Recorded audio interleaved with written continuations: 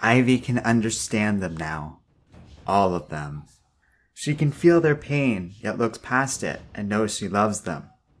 And now, every superhero, villain, soldier, all 7.6 billion people on Earth love her too. Ivy can see through the eyes of everyone on Earth, and it's not too difficult to spot the one absence of her power.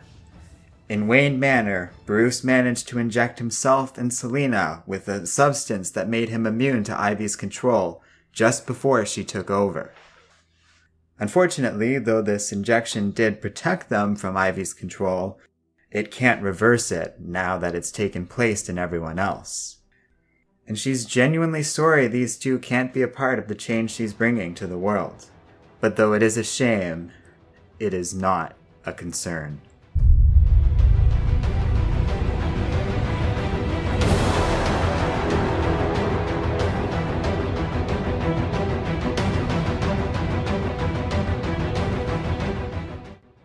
Hello and welcome to Comic Island. My name is Arden, and this is my review of Batman number 41.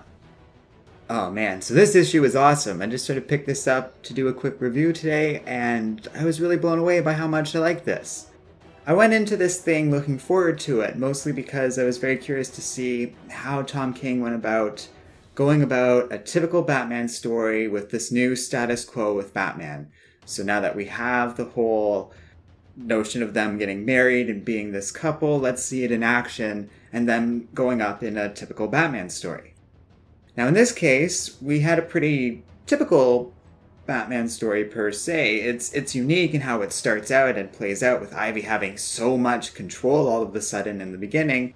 Overall, the way this comic is set up and plays out is a lot of fun. There's a great moment where when Batman attempts to strike out at Alfred, who's being controlled by Ivy, she just has the Flash zoom in and get hit by Batman's punch instead.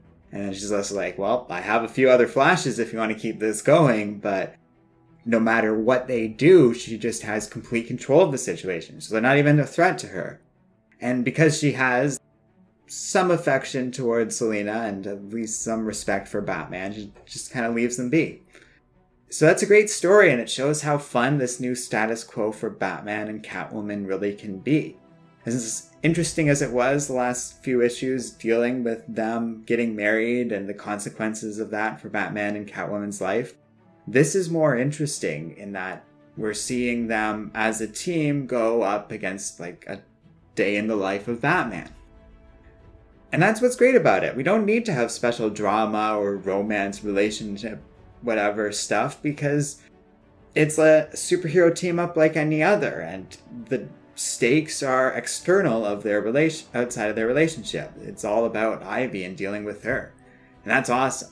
Mikel Janin did the art and cover for this particular story, and he did a really great job. There's lots of memorable scenes and great stuff, and I also have to give a shout out to June Chung for her art, because it's striking, and some of the scenes where it shows Ivy's power over the green and her ability to control everyone else are really well executed.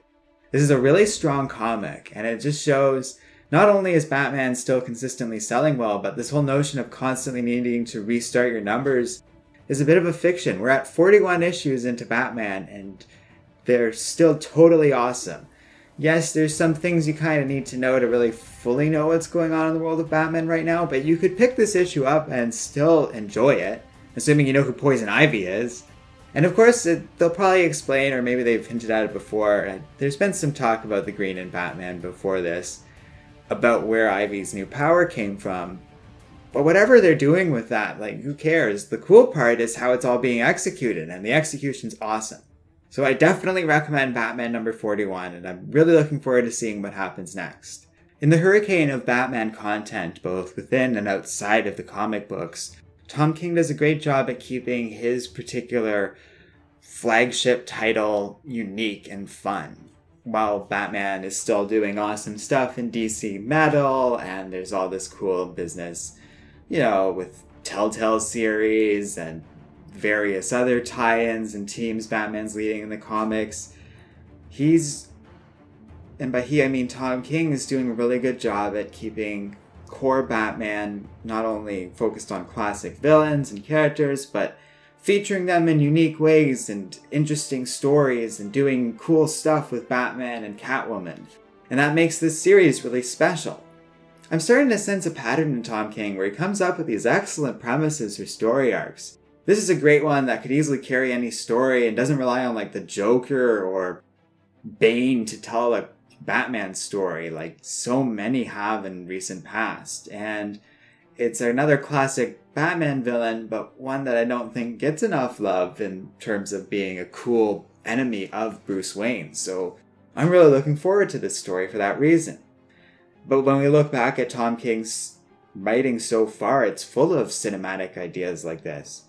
Like the whole Gotham and Gotham Girls storyline was kind of basic from the outside, like when you first heard about it, but when we saw it being executed, that was really interesting and had some very tantalizing plot lines that could be adapted in a lot of interesting ways. And then when we get into all the stuff with Bane and the story arcs around that, in spite of Bane being a pretty overused villain, they did some pretty cool stuff with that too. So yeah, looking over it all, Batman's a really strong series right now, and I definitely recommend issue 41. That's everything today. If you like Comic Island, you can always check out our Patreon page. You can find the link to that in the video description below. Otherwise, don't forget to like, subscribe, and keep reading comics.